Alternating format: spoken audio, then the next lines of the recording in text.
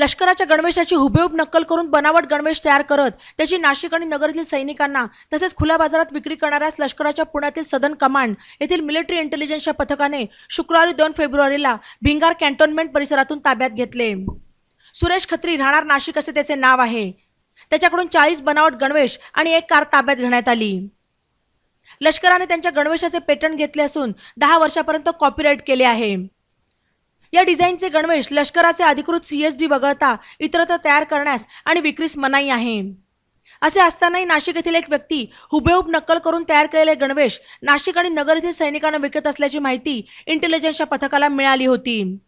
तो नगरमधील कॅन्टोन्मेंट परिसरात असल्याची माहिती मिळताच पथकाने त्याला ताब्यात घेतले। त्याला भिंगार पोलिसांच्या ताब्यात देण्यात आले आहे।